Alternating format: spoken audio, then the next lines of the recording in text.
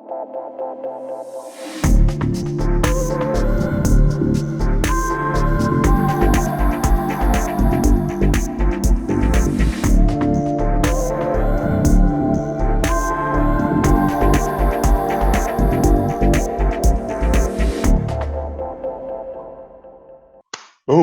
Welcome to the Whiskey Hour podcast, where our aim is to educate, innovate, and entertain the masses with positivity, humor, and fact-based opinion on your favorite everyday topics. Oh yeah, and with a glass of whiskey.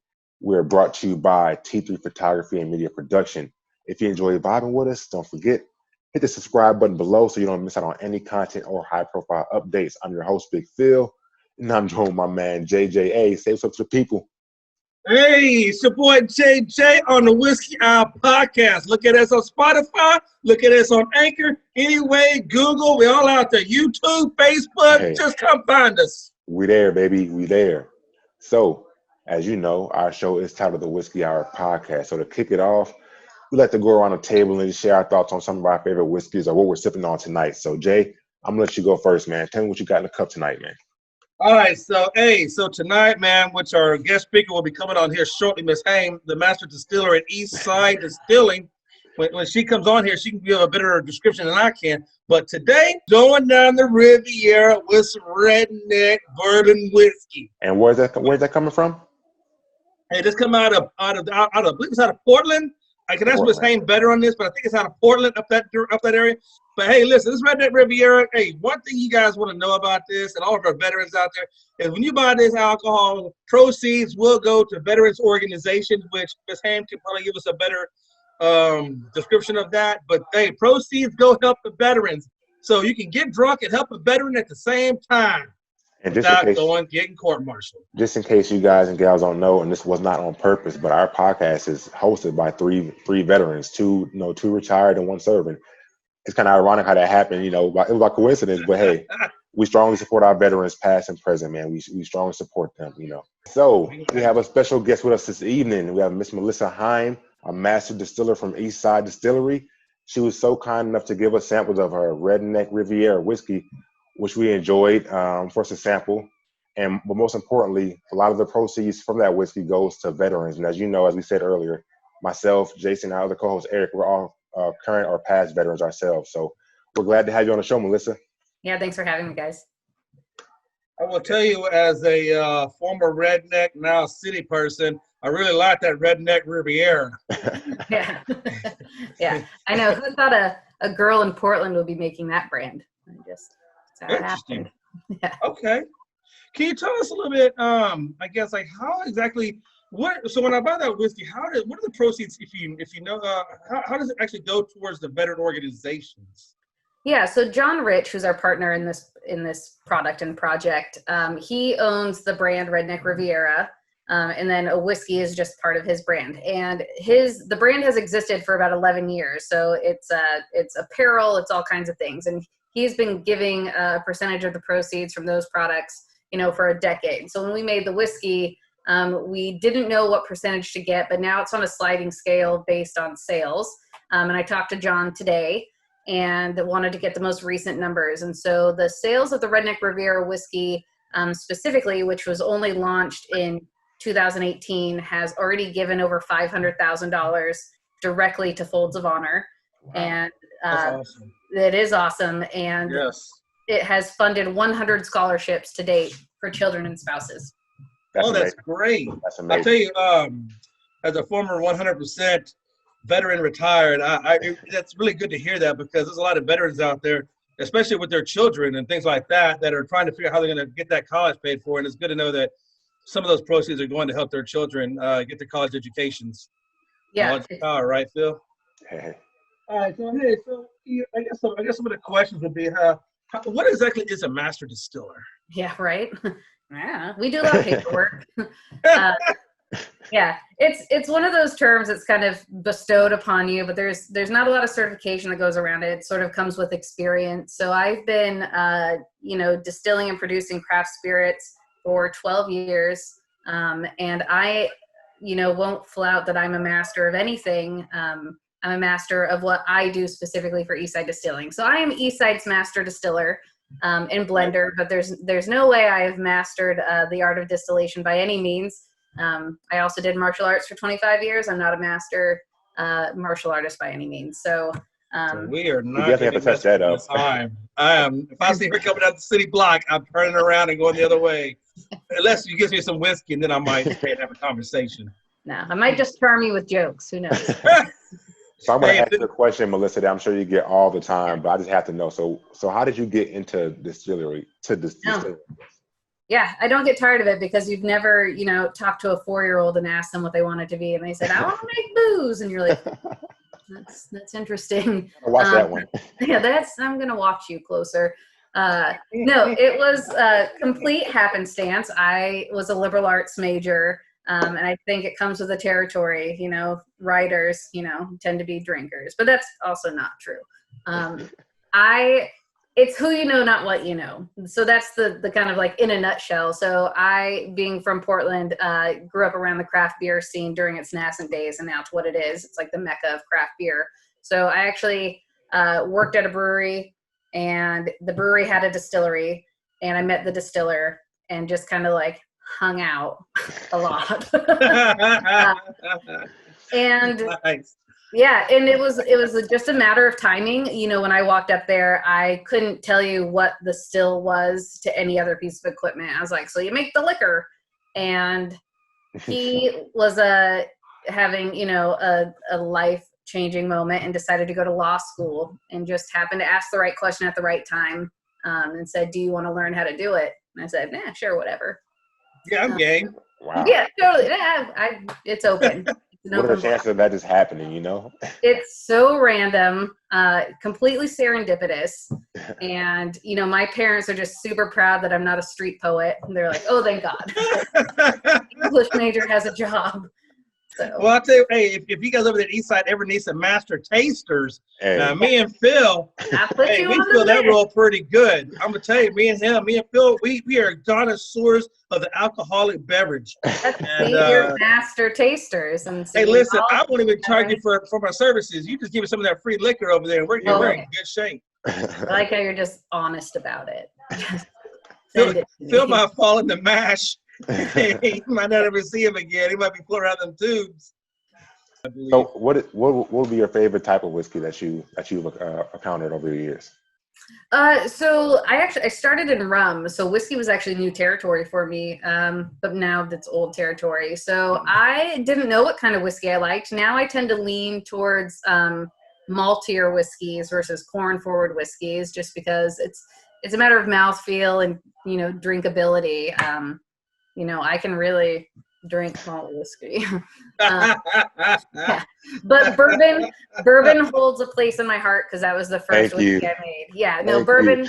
And had we actually sent you products that we produce, you would have been able to try some bourbons that we make. And they've really come out swinging in the last 3 years, and I think it's been a really cool learning experience. Because a lot of people just think that bourbon is made in one place, and it can be made anywhere in the country. And so, we started making bourbon in 2013. So it's a little ahead of the curve on West Coast bourbon, but it's just been one long experiment, and it's been really fun. So I do love bourbon. I have plenty of bourbon at home. I actually had to run to the liquor store to get a bottle of Redneck Riviera today. Yeah, I seen your backdrop there. I love a woman with some whiskey on her cabinet. Yeah, there we go. Yeah. So speaking of speaking of, how long do y'all age your bourbons for? Yeah, so the bourbons, the youngest is 3 years, and we sell a blended straight bourbon, if that makes sense. So we do sell a bourbon that is a blend of 10, 12, and 14 year. And some of that's sourced because right, 14 years old. Right, so it's probably a little older than that from wherever it came from. I'm guessing. Is that what you're saying? Yeah. So everything nothing leaves the barrel before 3.5 years. Right. We have a line of whiskeys and bourbons, so they're all a little bit different. The one I saw, I guess in one of your catalogs, it was a Burnside, I believe it's called. Yes, that's right. That one, that's one I was kind of hoping she would have sent me. I like that. I think it looks like I was reading on it a little bit, and it sounds really delicious. It is delicious, but I'm biased, so don't take my word. No, can you tell us like what you know about, or I guess more details about that Burnside? Because I was telling one of our other guys about it, and he seemed to be really interested in it. Yeah, so the Burnside's an interesting one. It's really an exploration in the native oak that grows here in Oregon, colloquially known as Oregon oak, but it's actually called Quercus garryana. If you want to get nerdy about trees. And we were the first to ever put whiskey into this oak. Vintners had been using it for a long time, but because it's so abundant here, I think people were very stuck on traditionalism, which obviously we learned everything from the past. You know, we have to honor it and kind of lean on that information and those techniques. So the Burnside is a collection of spirits and whiskeys that we source the product, which I get to travel around and pick product, which is its own fun part of my job. I would say super fun. Yes, super fun. But, you know, the other half of my titles, I'm also a blender. And I've been blending, you know, for 8 years. And I think blending whiskeys is almost harder because you're taking someone else's juice and trying to make something delicious and unique about it. So the Burnside line is sourced whiskeys from all over. They get blended to a specific recipe, and then those get aged in the Quercus garryana casks. So that's the Burnside line. It's a big, grand exploration in oak. Right. So who chooses all these different flavors? Is that what your job is? Is you choose all? Yes. Okay. Yes. I'm gonna have to get an autograph one of those Burnside bottles for me, and send it over here. Yeah, and we're not going to send you those little small ones. We'll give you the full size. Yeah, you know, I'm still really upset about that. I think that Jen has set me up for failure because I didn't fully read, I guess, all of the fine print on there. I just saw peated whiskey, and I got really excited. But I think she set me up for failure, Phil. Well, the okie doke, huh?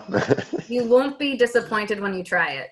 I have no doubts. I have never been disappointed by any kind of alcohol. Well, no, I take that back. Oh, I really have. There's a few. When I was younger, very disappointed. Yeah.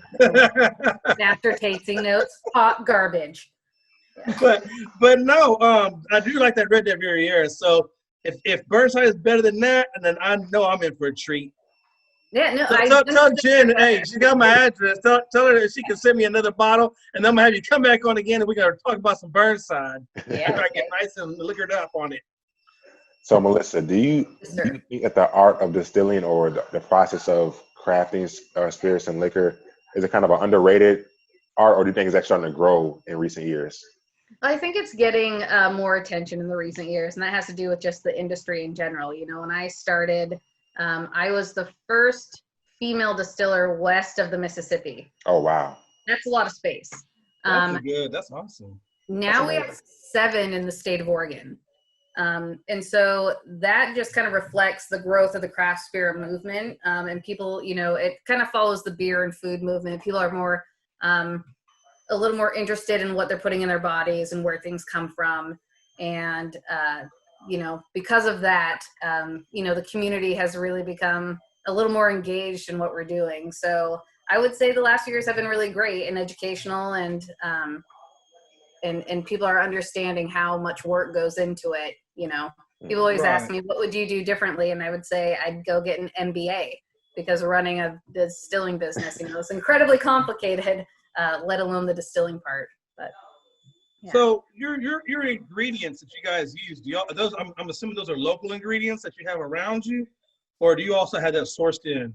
That depends on the product. So we have a kind of a robust portfolio, and a lot of the products that we sell in Oregon, what we call our legacy products, you know, the Redneck Riviera brand is sort of like its own beast. You know, we got into this really cool partnership and it took off, and you know, that is like, you know, sometimes I forget how big that brand is. And then, you know, but the day to day, you know, we still have brands that we only sell locally, and they're all local products, all locally sourced.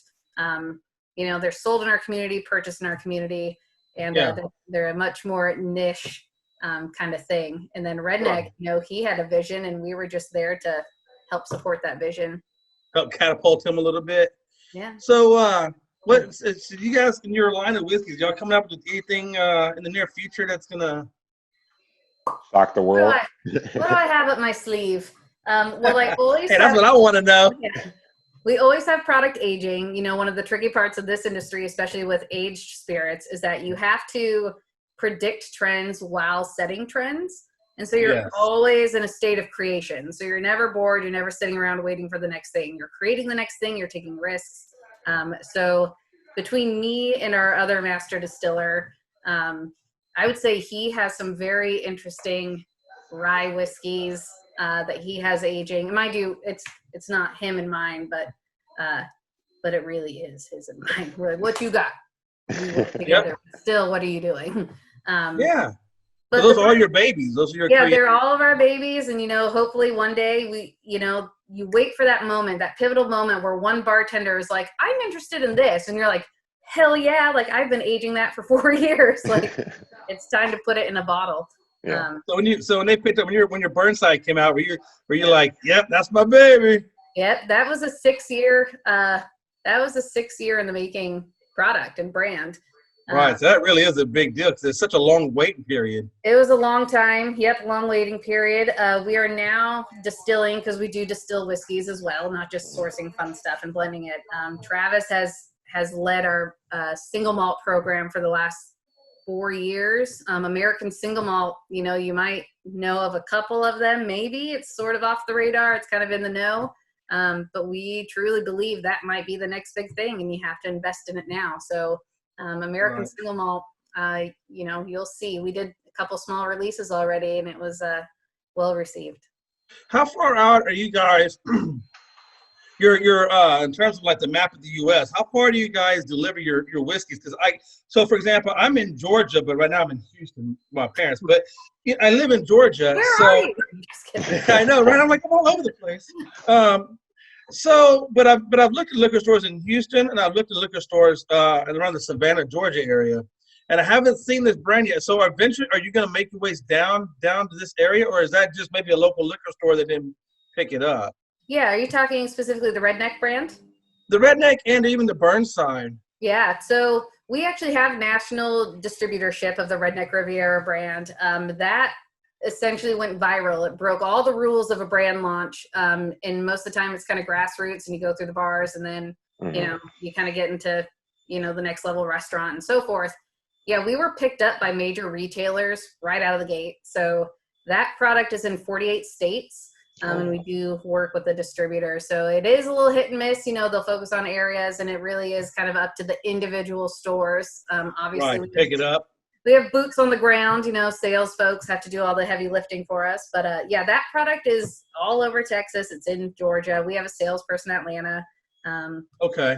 Tell him I need to come down to Richmond Hill specifically. I will. Like a house 17. You're going to get a text one day from this woman named Molly who's like, I have whiskey. And you're going to say, thank you. Yes, I need that. Because just out of curiosity, if I didn't know, if that whiskey wasn't available at my local store, can I go online and purchase that from you guys individually if I couldn't find it? Or you sure can. In Oregon, we're one of the few who else is a control state? Either way, we have to sell directly through our state liquor control, but we do work with online distributors who can ship wherever. So if you, from our website or even the Redneck Riviera whiskey brand website, it'll link you to an online distributor. Interesting. Okay. Yeah. So if Molly doesn't give me my Burnside, I know now I know where to go to pick it up. Yeah. So Burnside's also online. So you can find that, even though we strategically, because it is a much smaller batch spirit, I only have so many Oregon oak barrels and they're individually blended. And it's a little more, you know, taste it when you know it's done. That's only sold in 4 states versus the Redneck Riviera, which is kind of a massive deal. Okay. So what is the most challenging part of your journey so far, Melissa, would you say? What is that? I said, what has been the most challenging part of your distilling journey?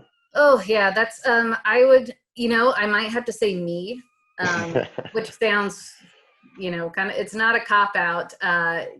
Changing, you know, everything you know, and you think you're on this path to do this thing, and you've set up in your head who you are, and I'm like, I'm a liberal arts. I understand writing and reading. Math and science is hard. I can't. It's it's too hard, so I can't do it. And I told myself, I think I quit my internship twice when I was doing it because it was just too hard. So I think, and having the lack of resources in the beginning was really hard. There weren't a lot of distillers who were willing to share information, let alone, maybe a female mentor.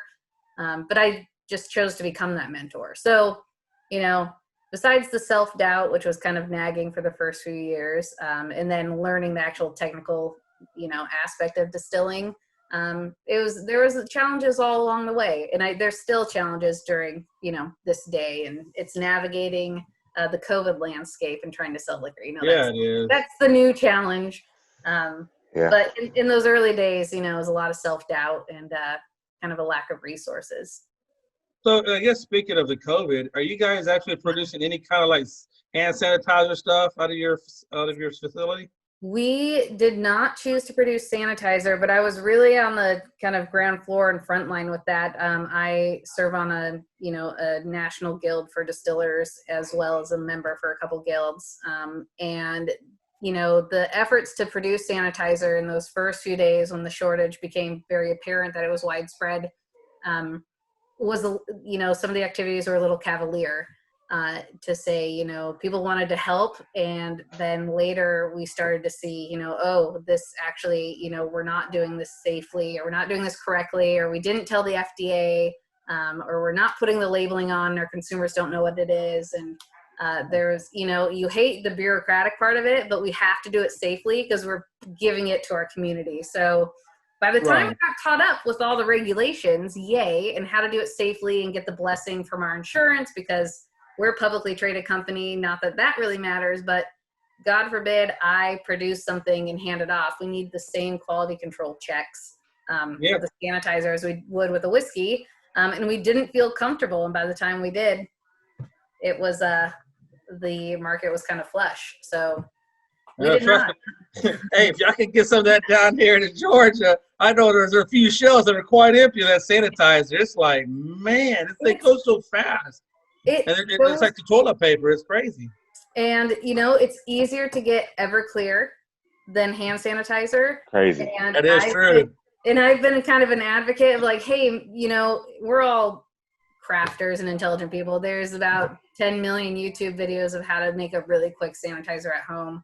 And I guarantee you'd be much more cost effective than purchasing the sanitizer on the market today. So, you just gotta remember not to drink the Everclear sanitizer. Drink it. And that was really the hiccup in our production. We had liquor on site, and it was, making this very flammable, toxic product with vodka in the same room just didn't really jive. Yeah, I don't guess it would, unless you want your hair on fire while you're trying to drink some of that vodka. What is this? Yeah. That's like, wow, that's so weird. Yeah. No, so that's interesting though. So what other byproducts do you guys make off of your liquor after the liquor itself has been put into the barrel? Yeah, so we have a couple byproducts. The grain byproducts go to farms. We have the coffee byproducts. We have a coffee spirit, but I think everyone's mostly interested in the head. So if you know anything about distilling, there's heads, hearts, and tails, which is poison, awesome, and hangover is how I describe it. In the heads, there's also strict guidelines of how you dispose of those as well. They can't go into city liquor. Some people turn it into alternative fuel sources, but it's such a small amount that you get from our production activities that it might just end up in a spray bottle to clean stainless steel. There you go, Phil. Stainless steel. That's where the head goes. Polish the still. I really feel like I went to that last night when I took my wife out to the bar and we had a few drinks, and I felt like I don't ever really drink that much when I take her out. I'm the designated driver. Like two is my minimal, but I'll let her drink. She can do whatever she wants. And I literally saw her go to the head, the good, and the tail. Yeah, by the time I got to the tail, I was carrying her over my shoulder, and I'm thinking like, this is a lot of work. That's a dope date night. This is a lot of work. But yeah, she really enjoyed it though. So, but Oh, good. Yeah. But that's good stuff though. The fact that that there is something use for their byproducts outside of just the liquor, so you guys don't throw everything to waste. Right, and then especially in whiskey production, not to get too nerdy on it, but the tails, they're just really dense alcohol, so they don't make good, clear spirits that are supposed to be neutral. But you actually just pitch it back into the next run. I was gonna ask you, is that kind of like where the Boone's farm? Because that's terrible alcohol. But is that like the tails? That'd be like an example of what tails would become. Yeah, something along that line, anyway. So tails, being heavy alcohol, close. You'll find those literally on the shelf, on the lower shelf. That's what that is. There's a real reason. $7 Michael stuff. Yeah, there's a reason why it's here. Hey, I remember when I was a kid, boy, hanging outside the store. Jeez, come on. I'm going to give you this 20. Go give me the tails. I'm going to give me that good stuff. I don't stuff care. at the bottom of the rung. Yeah, the biggest container with the smallest dollar attached. Yeah. You would be surprised how hard it is to get the tails. I was there. So for some of us rookies, listen, this is my last question for me. Sure. Do you have any tips on how to maximize your consumption of liquor?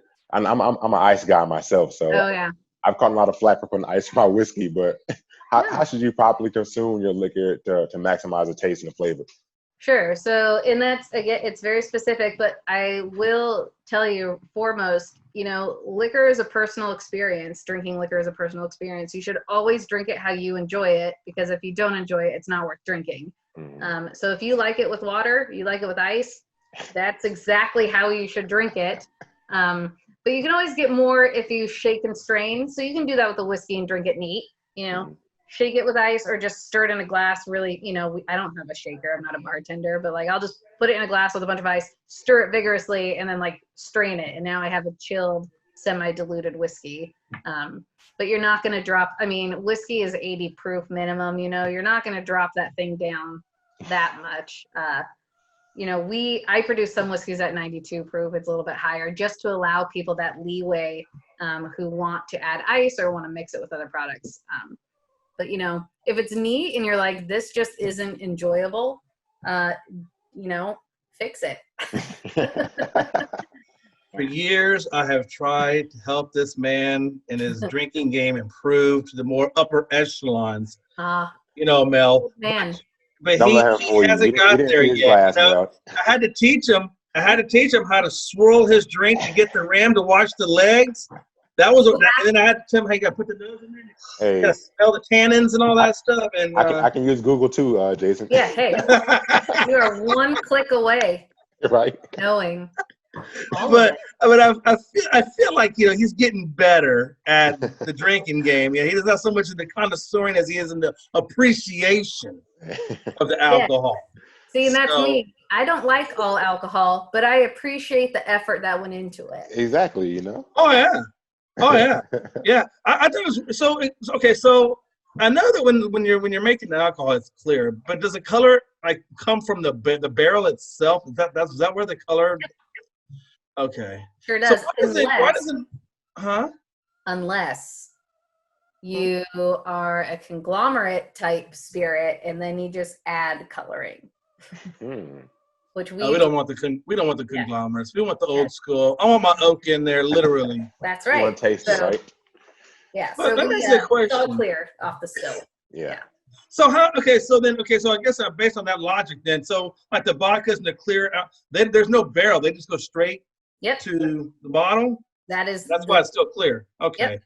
Absolutely. Okay. I'm telling you, man, I learned. This is what I like learning, because now I feel so much more knowledgeable when I go to the bar and I sit down with my friend at the. Let me tell you something about what Mel Heim told me about barreling, and it's a great conversation starter. Yeah, you make friends that way. I've made lots of friends that way. Well, I've enjoyed talking with you, Miss Heim. It's been a pleasure, and I really am looking forward to tasting that Burnside. Get with Jen. She has my address, please. I will make sure it happens. And tell her I know she set me up for failure, but I appreciate her. Sure thing. You want to tell everyone where they can find you again at, Melissa? Yeah, so Eastside Distilling is based out in Portland, but you can find our products anywhere and online. So if you check out our website, eastsidedistilling.com, you'll be able to, find a bottle near you. Awesome. Amazing. It's been an absolute pleasure. Hey, guys, have a great evening. It was nice. Nice speaking All with right. you. Go take care of that youngin'. Thank you. He's in the backyard. Hey, just as long as it's not drinking the liquor, we're good. No, she's the driver. Oh, there you go. All right, thank you. All right. Cheers, guys. Cheers. But hey, man, how you think your boy Miles is going to do this year? It's tough, man. So he was a 4-star recruit coming out of Mississippi. He broke all the Mississippi records for touchdowns, yardage, all that stuff. He has a big arm, but he was real small. He was like what, maybe like $175 soaking wet. So he ain't gonna be a Burrow.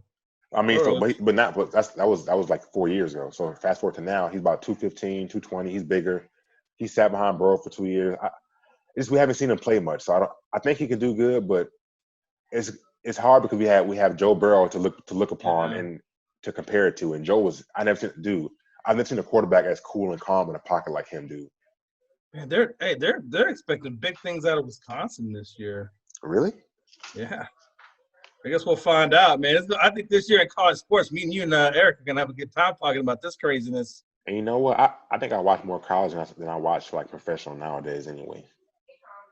Well, that's because the professionals it's just I don't know, man. They all want all this big time money, and exactly. I don't know, man. For me, it's a little tainted. You know what I'm saying? Like you just don't.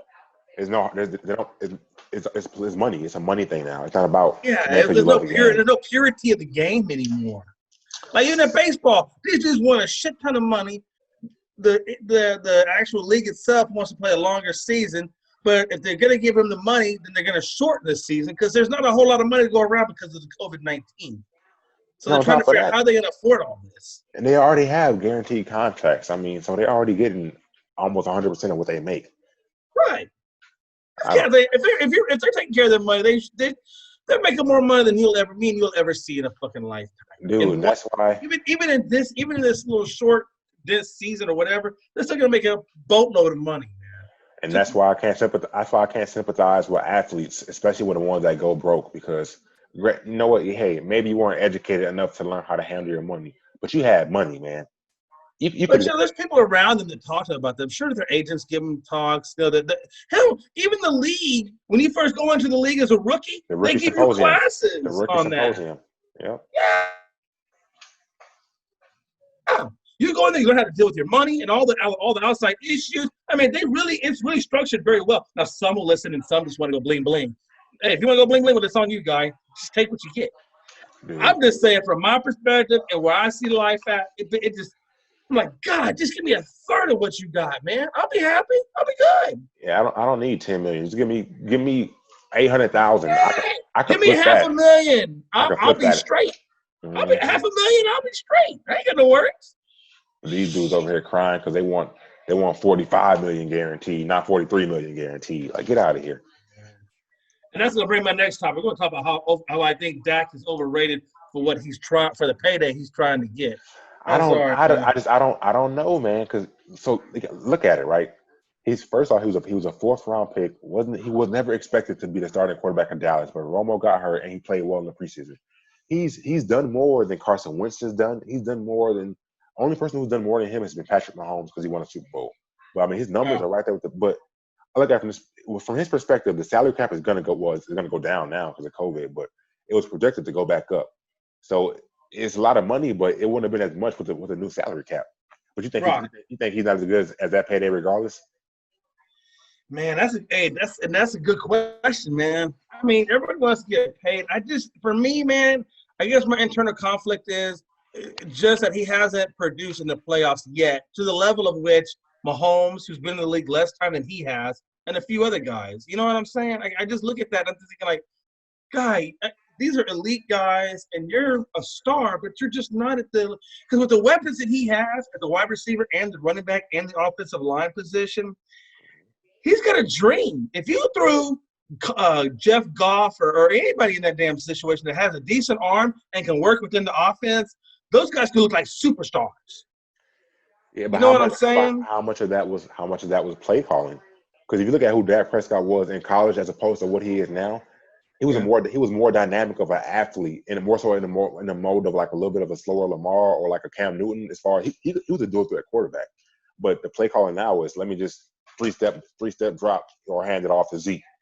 You know, because what I'm saying is like, watch this, man. I just feel like, and like I told you earlier, man, I feel like, watch this. Yes, play calling. I can see what you're saying, but they do have the ability to audible. Yeah. So, like, if you get up to the line and you're feeling a certain kind of way, like, I don't know, let me just go ahead and audible this one. You know what I'm saying? And then go to a play that you think might work. Because don't they have certain amounts of leeway that they can – They got checks, yeah. They got checks they can make. You know what I'm saying? What you're pretty much saying is that if he was a better quarterback, he would be able to elevate his team and his game beyond the ineptitude of the coaches and whatnot. What you're saying, pretty much. Because if he's able to read the offense or read the defense, I should say, if he's able to read the defense and he's got a select play that he knows or whatever they have off to the side for audibling, why can't he audible to a better play? You know what?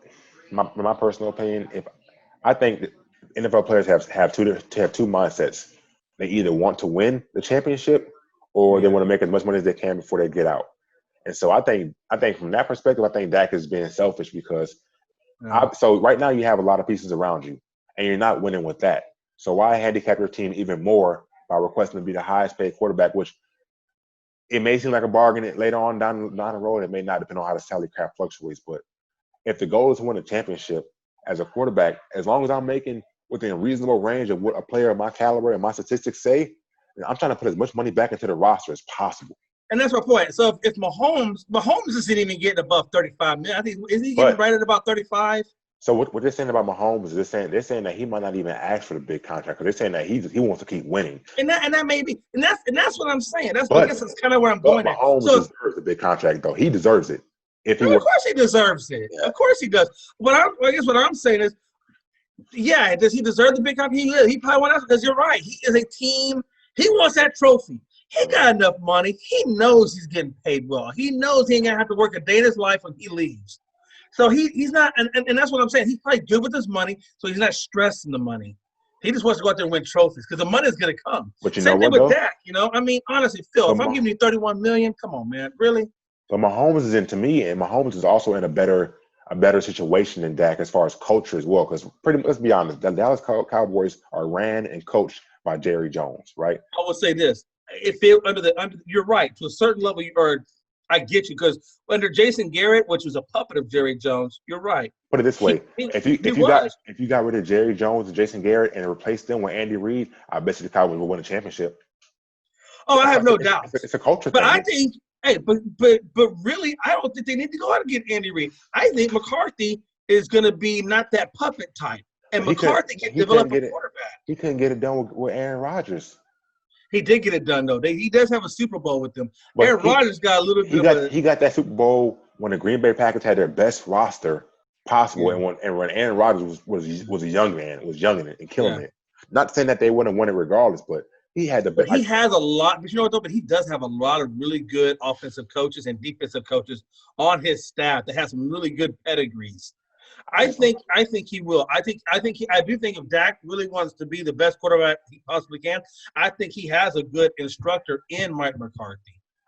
And I think if the two of those can find some kind of way to get on the same page with each other and work with each other, I think that they could be a really awesome tandem. You know what I'm saying? I think he could be like a Belichick Brady.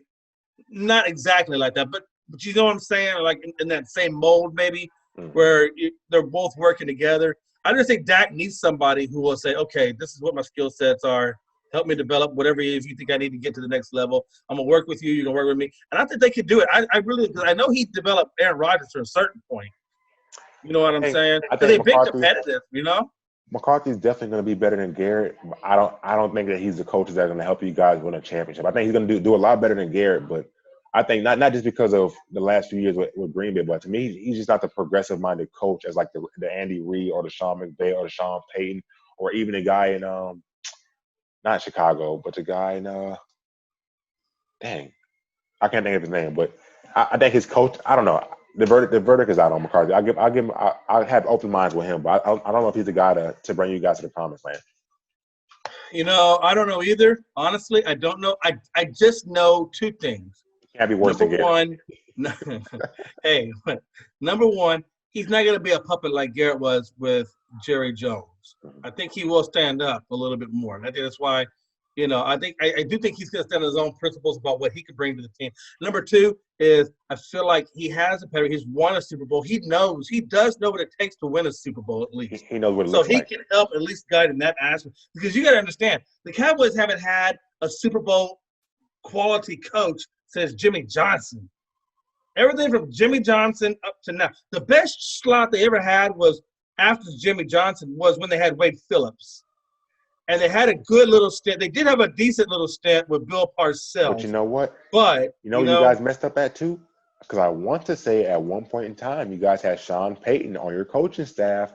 I want to say you guys did. Yeah, I'd have to go back and look at the archives on that one. But you probably are right.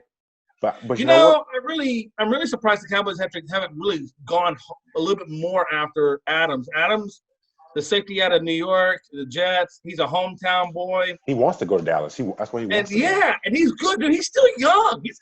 His wheels are fresh. He's only like 26, 27 years old. But even more importantly, I think he's going to be that vocal locker room presence that you guys need. He's a great leader. Because then that's what our secondary needs is that locker room voice. Hey, let's get this done. Get on my tails. We're gonna ride this all the way. Because they already got it, the linebacking core. You know what I'm saying? I think Jalen Smith. I think they got it in him, and I think they got it in DeMarcus Lawrence. Now they just need the secondary leader that can lead that secondary. And you got that other guy too, Vanderleich or something like that. He's a rookie. Yeah, Leighton Vander Esch. He's gonna be a beast for you guys. He is. The only thing that worries me about Leighton and is his neck. That neck ain't no joke. He had that thing fused. You know what I'm saying? The vertebrae fused. I was gonna say the same thing about what's his name about Jalen Smith. I think his knee. Yeah, him too, man. I mean, look, these guys, they're healed and they're playing full strength. But like I know, that one wrong hit, left or right, on either one of those two could paralyze them. Well, just look at Todd Gurley. Well, his first 4 years, he was the best running back in the NFL, and those knees, he got arthritic knees. Exactly, and that kind of leads me to my point too. So, let's get into some basketball. You ready? Yeah. Get into some basketball. Oh, hold on. First of all, before we go into basketball, we're still kind of in NFL. Who do you think is the most overrated quarterback? I know we kind of talked a little bit about Dak, but I think there's some more overrated people other than just Dak. Who do you have on your radar as the most overrated quarterback? Overrated? Yeah. Aaron Rodgers. Yeah. Only because he's constantly compared with Breeze, but people think he's so much better than Drew Brees. But look at the numbers. Drew has better numbers. They both have one MVP. They both have one Super Bowl ring. For as good as he is, he only has one Super Bowl. I mean, so how good can he be? He's a great regular season player, but his team hasn't been the greatest. And like we're talking about with Dak, has his play elevated his team to greatness? Not all the time. Drew Brees, he's had some reasons. He had some of the worst defenses in the NFL during his time with New Orleans. Right. So I mean, what is Aaron Rodgers' excuse? What, Mike McCarthy? So let me ask you this: how do you feel about Tannehill? Because, and I ask you this on this specific reason. When he was with Miami, he just could not get it going. But then he leaves Miami and goes over to the Tennessee Titans, and then just goes off and has a phenomenal season. I mean, they almost made it to the Super Bowl. I think the Chiefs took him out of that, unfortunately. They went on to – they got to the AFC Championship game on Tannehill, the same guy who didn't do nothing with Miami. So how do you feel about him? Is he overrated, or do you think he's legit based on with the Miami experience and now with the Tennessee Titan experience? My answer is I don't know, and I got 3 reasons why. Number one, his coach in Miami was Joe Philbin. I think he's the guy that drafted him, or he was there when he got drafted, and he was there throughout his entire tenure. Joe Philbin was a horrible coach. Trash. He was a horrible leader. He couldn't develop players, and Hard Knocks has made him like a trash person. Number two, Tannehill was almost always injured, so we never really saw him play a full season to see what he could really do. And number three, He went to Texas A&M. His first 2 years, he was a wide receiver. I want to say he only played one full season as a quarterback, if not one, maybe two. So I think he just wasn't done developing. You know what I'm saying? And so when he got to Miami, he was still developing as a quarterback, but then that he would keep getting injured. So when he finally got healthy and got to Tennessee, he had about 4 or 5 years to develop as a quarterback from being a wide receiver, and he was able to kill the league because he's an athletic guy. He has a good arm. Right. He just had to develop. So the reason why I say I don't know is because So you need another year. He needs another year with Tennessee. See what he does this year coming up. Yep. And if he gets up to at least the AFC or even a second win in the playoffs, then we can say, okay, hey, this guy's legit now. He just needs maybe a little tweak left or right with the team itself, and he could be in the Super Bowl. So we need another year or two to really observe him to see if he's coming into his own. Exactly, because I think Tannehill, he's another quarterback that he fits in today's mode of quarterbacks. He's about 6'4", 215, 220, but he's a dual threat athletic quarterback. And that's what's in vogue today. Lamar Jackson, Mahomes to an extent, Tyrod Taylor, Jalen Hurts, those athletic dual threat guys who can beat you with their legs and their arms. That's a new thing in the NFL. So who do you put okay. I'm going to go unbiased here for a minute, and I think your Saints do have a good shot at the NFC Championship game. I think that Breeze. Well, after today, I don't. After today, I don't know, but we're not going to get to that. But after today, yeah, I don't know. So the comments definitely got y'all. I don't know, man. I mean that as far as the locker room. I don't know how the locker room is going to react to that. Oh, based on I feel you. Yeah. And you're right, man, because hey, look, man, I don't care how good you are at football. This ain't tennis where you can just say whatever you want because at the end of the day, it's your play and your play only. Or even golf for that matter, or bowling. But when you go into a team sport, one that involves hitting, you really need that O-line. And that O-line can, your O-line can make you or break you. It's a good thing. It's a good thing we drafted somebody this year because you really watch out for them defensive ends. That's all I'm saying. And that's the thing because I'm telling you, Breeze is an amazing, amazing talent. And the comments he made of, that me and you are going to have an offline candid conversation. But you're right. I mean, something like that can really just infect your locker room. And once it affects your locker room and affects that team, then once you mess with that chemistry, you know what I'm saying? Hey, when you mess with that chemistry. Man, but all things considered, I think it was just looking at what we've done the last 3 years and our talent. I don't see a reason for us to not get to the NFC Championship game. Tampa Bay's going to put up a good fight, but this is their first year together. Gronk's first year back. They're going to have some growing pains, no matter how good Tom Brady is. All right. Let me ask you a question, Big Phil. I'm gonna turn it up on it. You tell me why you think the Saints won't make it to the NFC Championship game. 3 reasons. Last year, our secondary was supposed to be better, but it was actually worse last year, as opposed to when we first drafted Marcus Lattimore during his rookie season. We had a great secondary. I think our secondary is still in question. Number 2, we don't get much of outside of Cameron Jordan. We don't get much of a pass rush, man. We don't get to the quarterback enough. So that's going to put us in a lot of. If we can't stop the run, if we can't get after the quarterback, it's going to put us in a lot of shootouts. And to my third point, Drew Brees' arm just isn't where it used to be as far as arm strength. He's still deadly accurate. He can still get you some short to intermediate throws, but he's not taking the top off of defense no more. That's what we need, man. We need him to take the top off of defense every now and then. So with those 3 reasons, I don't know, man. I don't know. All right. Give me 2 reasons why you think the Cowboys will be in the NFC Championship game. Right here, my 2 reasons. Ezekiel Elliott. Supremely underrated as a running back. And you know what?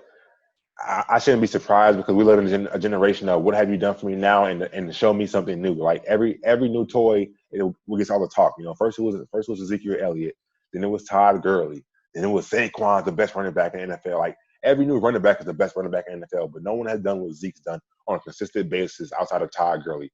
Zeke can run between the tackles. He can get you them 5-6 yards. He can catch the ball out of the backfield. He's not afraid of contact.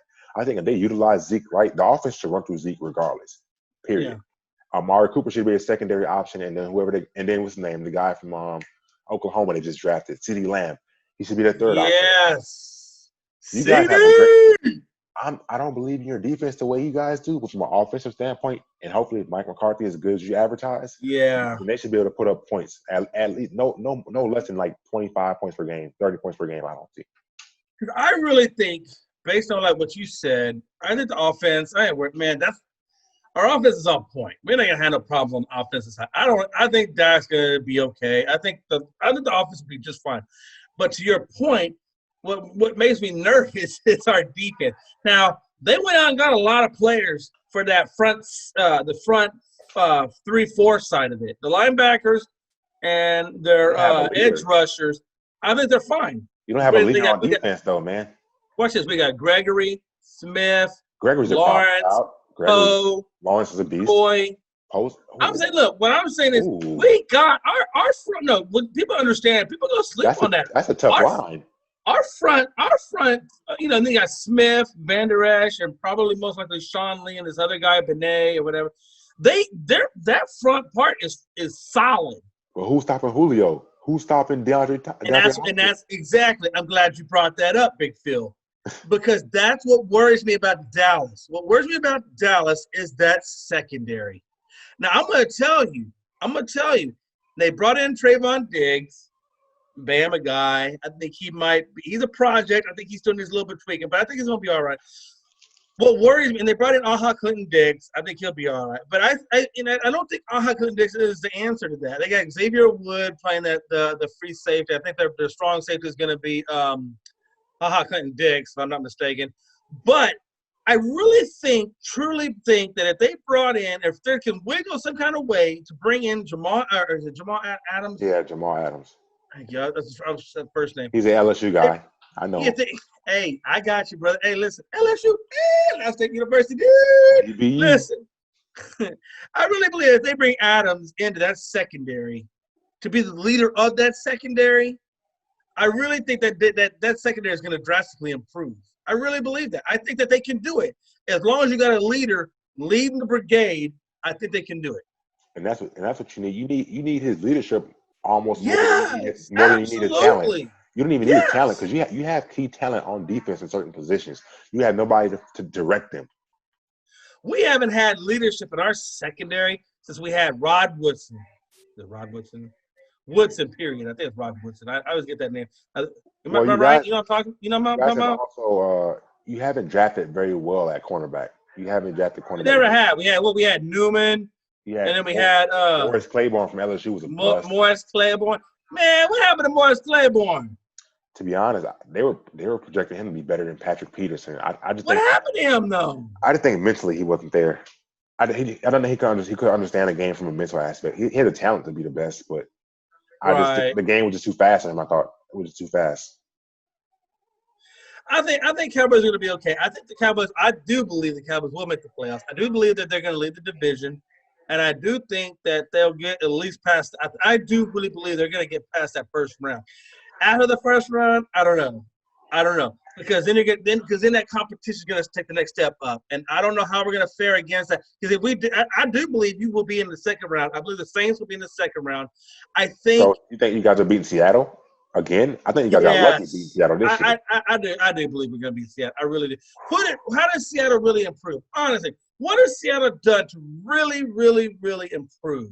Because I know the Cowboys did on their defense, and I know they brought in the offense. Seattle didn't have to. That's the point. Seattle didn't have to make any big adjustments. They got DK Metcalf, and is in year number 2. Yeah. Russell Wilson is a magician. I'm just saying. I mean, it's gonna be a fight. I'm not saying watch this, Phil. I'm not saying we're gonna roll over there and just steamroll them, but I do think that we will. I do think we will pull that game out. I do see us in the second round, and I see you in the second round. And I would be surprised if the Cowboys and Saints or the Cowboys and Vikes, if the Vikes make it the second round. I think one of those teams is going to be playing us in the AFC Championship. I mean, the NFC Championship. Yeah. We'll see. Hey, that's my take on it. Hey, we'll see. And if they do, Me and you going to have some good conversations about that series. Hey, it's my turn to ask you some questions. These are our last two topics right here. But first, I need to know your opinion. We'll have to go back to the NBA for a second. Ja Morant or Zion? Who do you want to build a team around? Man, I'm glad you brought that up, man. Who do we build around? Do we build around the point guard, or do we build around the 6'6" guy that they put at center? I don't know. Before I answer that, let me just ask you one question. How do you feel about Zion playing the center position at 6'6" rather than the forward position? Is that where they have him at center? Right now, that's what they have him at. They have him listed as being their center. I thought he was like their power forward or small forward. I don't know. No, they got him right now at the center position. I don't think he's gonna. They can't keep him there because if they do, he's gonna have a short. He's gonna have a short. That's playing small ball, right? Yeah, but just he's gonna have a short career. He's already big for a 6'6" guy, and for the type of explosiveness that he possesses. They can't keep him. I wouldn't keep him at center. But to your original question, what was your original question? So my question was, the only question I really had was, how do you feel about him playing that center position? I don't like I said, I don't like it because he's already had some knee issues for a guy 6'6", 280 to be jumping out the gym the way he jumps, and then to be banging bodies with centers and forwards, he's not gonna last long. All right. So you asked me what I feel about it. Here, based on what you just said, which I believe is absolutely true. The last report I read is that they got him playing the center position, and I don't believe at his height he is at. I think that's a wrong way to use him. Period. Point blank. It's simple. Yeah. All right. So here, let's go ahead and get the stats out of the way, and then because I believe the stats do speak for themselves, and then we'll talk about the intangibles or the X factors. So the stats: Morant, 2019 stats as of right now, before COVID-19 hit us. Morant had 17 points per game. He had 7 assists. He had 3 rebounds, averaging 30 minutes per game with a field goal percentage. And here he goes right here, Phil. I want you to listen to this. You listen to Phil. You get your listening ears on. 49%. Yeah. 49% at the field goal.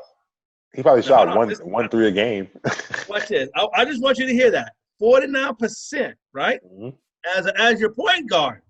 49%. Okay. We go to our Zion, who I feel Zion should either be at the shooting guard or small forward position, much like Michael Jordan. Michael Jordan was 6'6" too, and I see them. I think he could play either one, but I think more reluctantly he'd probably more fall in around the forward position, the small forward position. Small forward. Yeah, you know what I'm saying.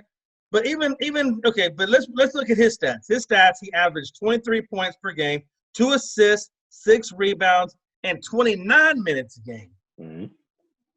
But here he goes, Phil. The field goal percentage, 58. Beast. 58. He literally is just about destroying Morant at every single category. Okay, hold on. He is. I mean, you can't admit it. He's got him in points per game. But you got to. Hold on. Let me just say what I'm saying. He's got him in rebounds.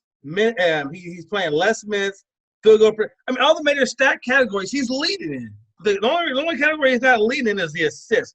And to be honest with the point guard, that's all they're based around is the assists. They're the ones at the footer. They're the ones leading the offense, right? Here's the deal. Okay, statistic, and this is where I go unbiased. Or this is where I look at the X factors. Okay, the facts are Zion is outperforming Morant. Okay. But X factor number 1, injuries. Zion had, and correct me if I'm wrong, Big Phil, but he injured his knee. Didn't he injure his ACL? Yeah, he started the season late, like some kind of knee issue or something like that. You know what I'm saying? So, but you know that he has knee issues already, number 1. And Phil, you know the knee issues. Come on, look at Greg Oden. Look at all the big guys that have had knee issues, man. It is really, really – you don't know how many productive years you're going to get out of somebody. And I think Joe Stevens, when he was on episode 2 of the Whiskey Hour podcast, clearly stated, you ain't got but so many jumps in you before you're done. And Zion's already behind the 8 ball on that because he done messed up his knee once. We don't know how many more jumps he's got left in him to be at that elite level, correct?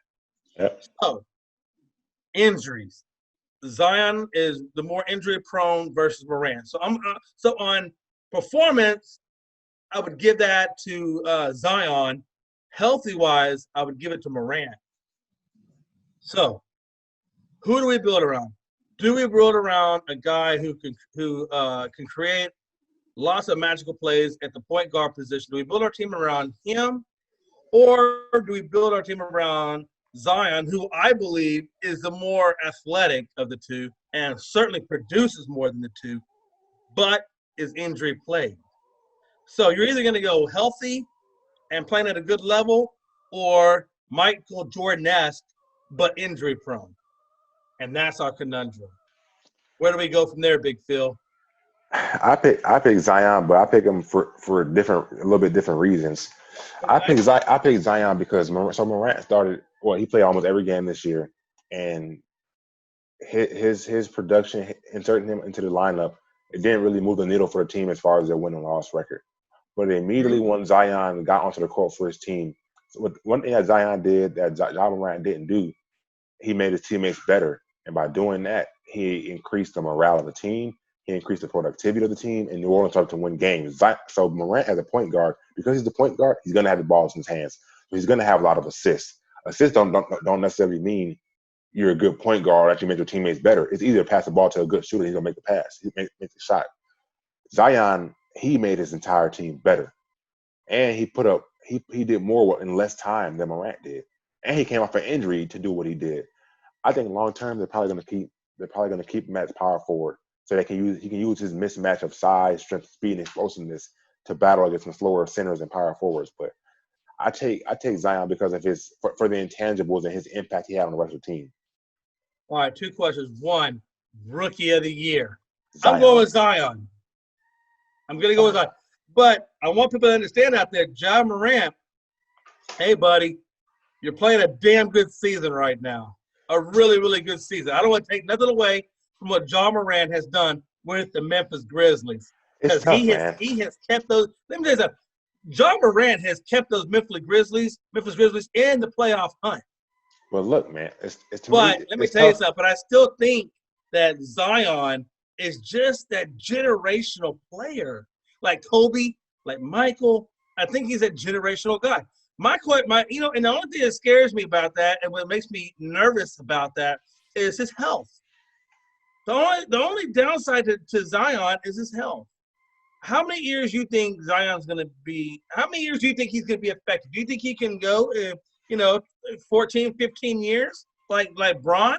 Or do you think he's going to have a really short window of eliteness? I mean, I don't know. That was only his first injury. So, I mean, to say he's injury prone is a little forward. I mean, I guess you can say it because once you get one injury, your chances of getting an injury in that same spot again increase. But he's only had one injury, and with medicine and technology today, he has better access to better facilities, to take care of himself a little better. It's tough. I just know how sensitive that knee is, though, man. That knee is that's what took Greg Oden out of the picture, man, with those knees. That's what took, and correct me if I'm wrong, that's also what took DeMarcus Cousins out of it, right? Well, New Orleans is smart because, I mean, like you already read the stats out. Zion averaged about 20-something points per game already. So if they could put a team around him that can maximize his ability in the short term, then they'll be all right. I want to cut from that for a second. And I just brought up DeMarcus Cousins. Let me ask you this. Greg Oden, DeMarcus Cousins. A while back, not a while back, but a couple of episodes back, we did what ifs. Remember we did the what ifs? We said, like, man, what if this guy could have did this? Or what if this guy could have done that? How great would his career have been? Look at DeMarcus Cousins. Look at Greg Oden. I'm going to tell you, I seen Greg Oden play before he had those injuries, and that dude was a beast. That's why I picked him. I've seen Cousins play, and Cousins with the Kings was a beast. Well, I wouldn't really include Cousins in this because Cousins played at least 7 or 8 years in the NBA. Yeah, but he's playing at a pretty good level. So to that point, so we know how good he is, and we know how good he would have sustained. That's true. I give you that. But how much greater? I guess my point of that is, and I guess it kind of goes back to Bo Jackson. I know who Bo Jackson is, but these guys, man, they're magical. I thought DeMarcus Cousins, if he could have played longer in the league at a healthy level, I mean, especially when he went to Golden State, I thought that guy could have, just like Durant, I thought he could have just blossomed and just, you know what I'm saying, just went up to a whole new career other than what he was. I think he could have elevated even higher. Now, I get what you're saying about Bo Jackson, how Bo Jackson kind of elevated, but he's going to level off. That's about as good as he's going to be. I think Cousins, had he stayed healthy, could have elevated higher. I don't know that he had reached his ceiling. Same thing with Greg Oden. Greg Oden clearly didn't reach his ceiling. I don't know if I don't know if I would say Cousins could have gotten better, because I mean he was already averaging about almost close to like 28 points per game, about 15 rebounds, 4 assists, and shooting about 4 threes a game. So I mean, he was a modern day big. But he's slow footed and he's not good on defense. So I think that would have hindered his development a bit. But I think he was a good enough player to where he would have transitioned and evolved to more of like a Dirk Nowitzki type of player. Not really good on defense, kind of slow, but he could make the outside shot. He can still beat you in the post, but I think he would have had a long career. But them injuries, man, them ACL tears are no joke. No, I feel you, and that's what I'm saying. ACL, PCL, MCL, meniscus, any one of those things, if you damage it bad enough, man, you're just done. Because Greg Oden, in terms of, and I say done in terms of the elite level. Maybe you could play at a subpar level, but you're never going to be that guy. You know what I mean? I think Greg Oden in today's NBA would have probably been a high level role player just because of how the way the NBA changed. Or at the very best, he would have been a Rudy Gobert, all-star every other year kind of player, because he was athletic. He could run the floor. He would have been a great center. But I think to round it out, I think me and you both have pretty much gone with the fact that I think out of Ja Morant and out of Zion, I think we're leaning towards Zion in terms of having the bigger upside, and he should be the Rookie of the Year, right? Oh yeah, stats and X factorisms.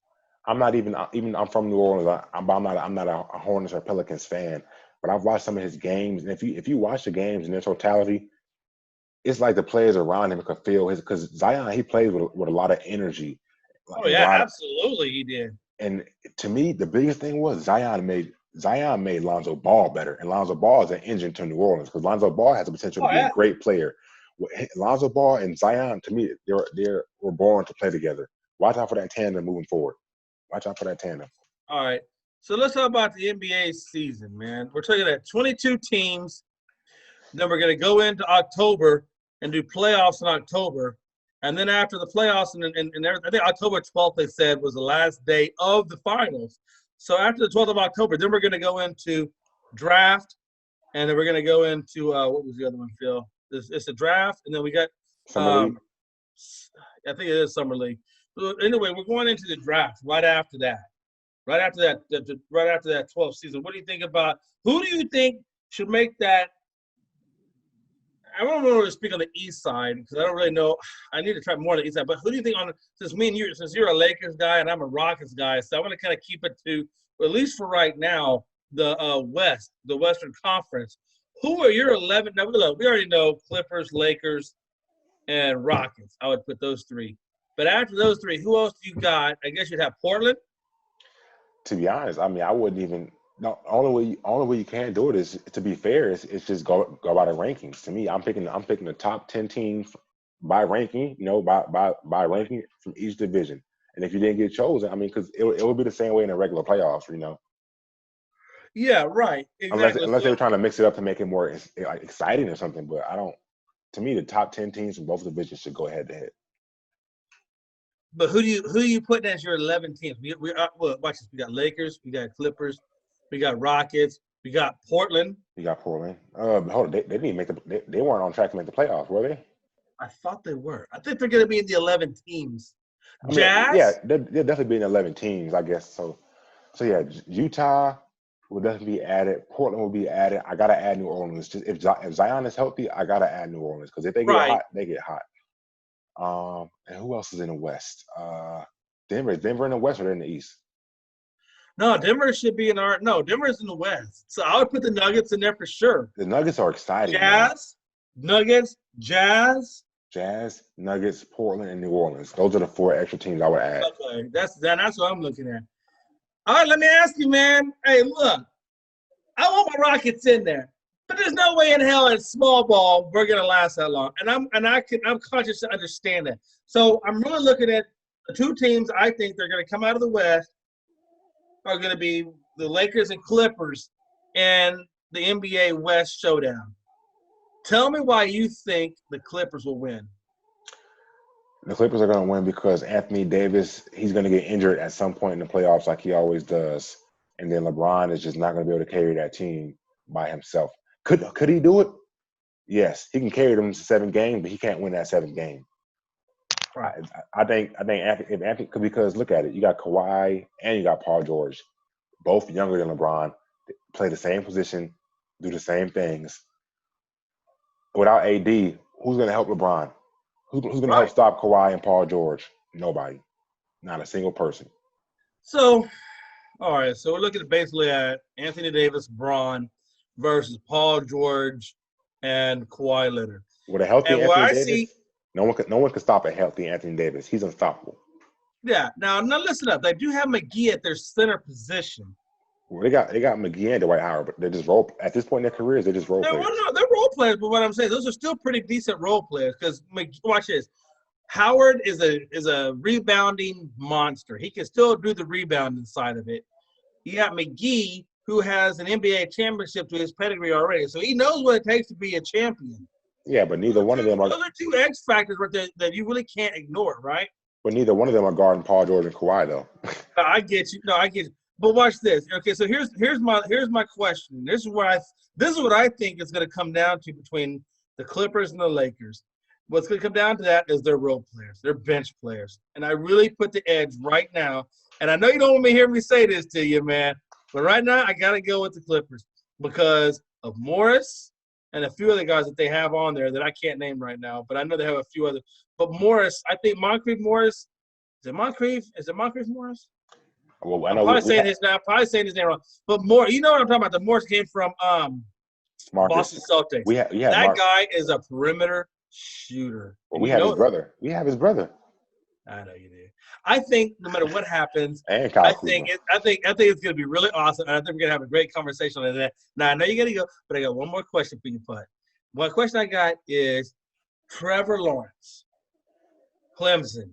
I want you to tell me Overrated. 2 things. Do you think he's gonna go first in the draft? Because that's what everybody's predicting. He's gonna go first in the draft just because of his pedigree and the hype. Now, granted, did he win a championship his freshman year? Yes, he did. But he struggled this year, and he struggled against poor competition, and he struggled against poor competition with a superior roster to everyone else outside of LSU. I need to see another solid year from him because his freshman year he split time with Kelly Bryant. His sophomore year he beat Alabama and won it, and then this year right here he lost to LSU. He lost to LSU in the championship game. So I need to see us another solid year from him because he was god awful during the regular season. Yeah, absolutely. I watched that first Clemson when they got their championship against Bama. And when Trevor Lawrence was leading the way on that thing, and he had them golden locks, like he just came off the beach in sunny California. Sunshine. Hey, sunshine. Now you know where I'm going with that, right? I'm telling you, man. Hey, listen, I like the guy. I think he needs some more polishing for sure. I don't know if he's quite pro-ready like Burrows was, but I do think that he has a great upside. And I do think that if you get him in the right system with the right coach, I think he can flourish. And if you get him behind an NFL caliber, like let's say, who would he go to? Maybe Miami? No, Miami just drafted a quarterback. He's probably going to either the Panthers or Washington. Okay, so let's take that for what we got it. Let's say he goes to the Panthers. He's gonna sit behind Teddy Bridgewater. Yep. Bridgewater's a pretty good quarterback. He did damn good out there in New Orleans when he had to back up Breeze. I thought he did exceptionally well. So either way, even if he goes to Washington, who's the quarterback for Washington right now? They drafted Dwayne Haskins from Ohio State last year, like the 15th. That's what they've been playing as Haskins. Well, he only played about 4 or 5 games towards the end. He had mixed results, but who have we seen Trevor Lawrence play? He played Alabama in the playoffs. He beat them pretty convincingly. Well, let's just stop right there, Phil. The boy won the national championship. He won the championship. But he didn't. He had to go to Nick Saban to win the championship. Wait, I know, but he didn't get them there. And Nick Saban, that wasn't Nick Saban's best. No, you're right. He didn't get them there, but he didn't crumble under their pressure either. I think if Miami, not Miami, excuse me. I think if Carolina Oh, they get him. He's drafts a him, star. He's gonna be a star because they got Joe Brady from LSU. He's gonna be a right? star if he goes to the Panthers. Exactly. I think if the Panthers draft Lawrence and he sits behind Bridgewater for a year or two and gets a little bit of that veteran mentorship, I think he's going to come out and play well. I think he's going to develop, and I think he's going to do well. If he goes to – he's not going to go to Washington. Washington's not going to draft him. They drafted Haskins. They're not going to just let go of Haskins. But look, no, they drafted Haskins, but the old regime drafted Haskins. They got a new coach in Ron Rivera. He's going to bring his own guy in. That's true. He's going to bring his own guy in.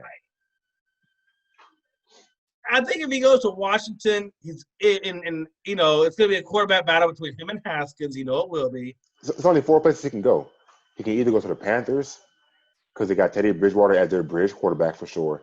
He can go to Washington because Ron Rivera might want his own quarterback. He might go to Chicago because Mr. Trubisky's on the outs. Or he's way on the outs. You're right. Or his only other option, 2 options. His only last 2 options are the Colts because they got an old Phillip Rivers, who he's a bridge quarterback, or, and this is a big or, fucking Belichick finagles his magic and somehow gets the first pick in the draft, and he drafts Trevor Lawrence. That's a long shot, but don't put nothing past Belichick. All right, so 2 things. 2 things. Oh, 3. No, yeah, 2 things. 3 things. Okay, number 1, you owe $10 to the swear jar. I do. Dang it. Number 2, got you, coach. Yeah, you thought I was gonna slip on that one, didn't you? No. So you owe $10 to the Whiskey Hour podcast. Yeah, you owe us about $10 in the swear jar. That's how serious we take it, Phil. $10. And if I curse, I'll be donating my $10 Cash App as always. Yeah.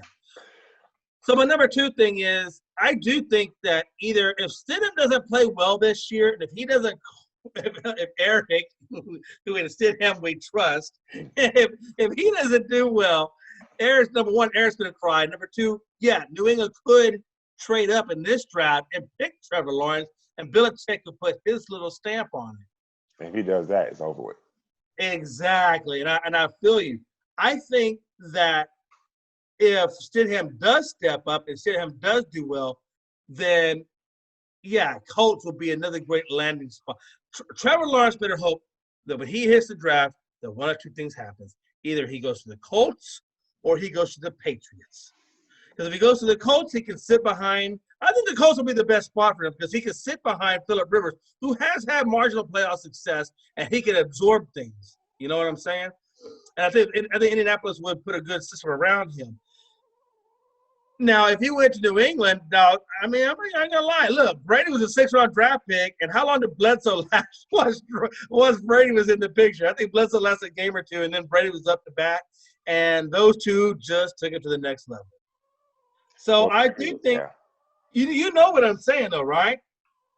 Yeah. So either A, he's going to flourish in Indianapolis, or B, he's going to flourish in New England.